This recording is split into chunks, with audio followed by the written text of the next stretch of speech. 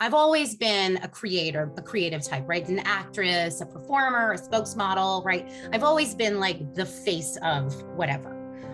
And through all of that, I kind of struggled with like the pieces and understanding myself and understanding my value in it, because I kind of felt like a puppet.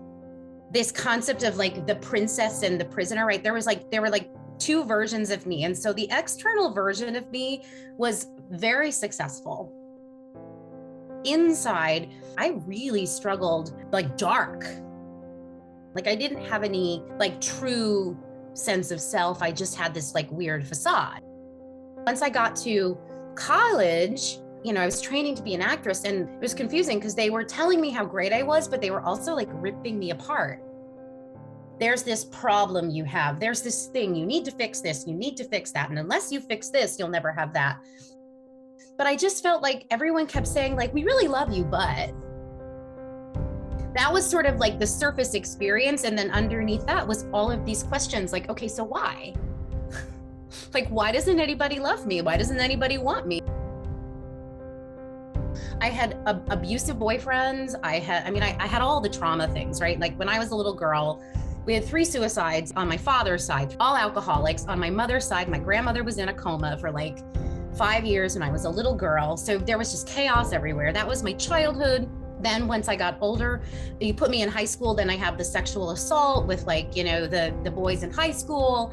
And that's my freshman year. The boys are all talking about me and all the girls hate me. And, so it was like, it just kind of kept going and going. And then I get to New York, and then I have another sexual assault with my boss. Like as soon as I get there, I'm a cocktail waitress.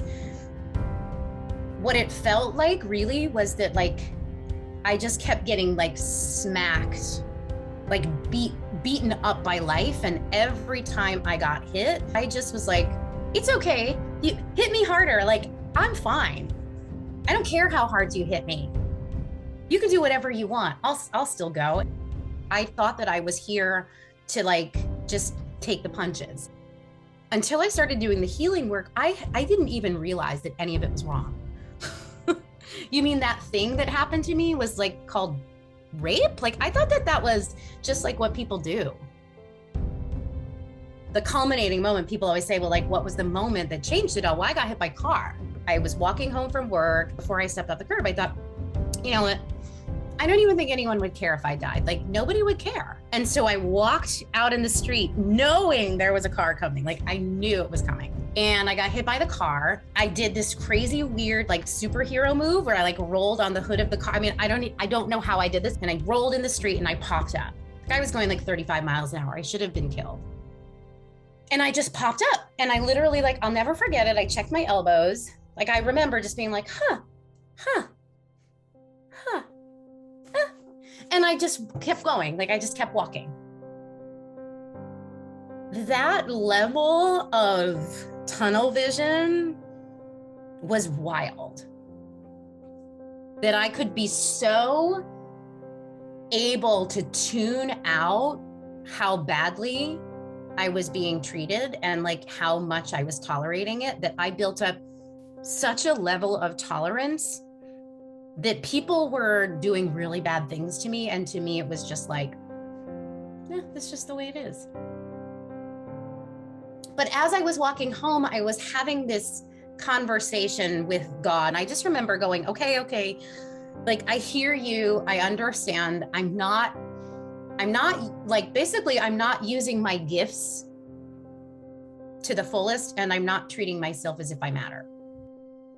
I understand now that like the real trauma for me wasn't the experiences, right? It wasn't like the couple of times that I experienced the sexual assaults that I experienced. And I remember in the moment, I did have a choice.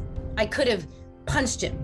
I could have picked up the phone. I could have hit him with a frying pan. I could have said something. I could have done something, but I made a conscious choice. And I remember my choice was, well, I'm already here, and I guess I may as well just like close my eyes and take it.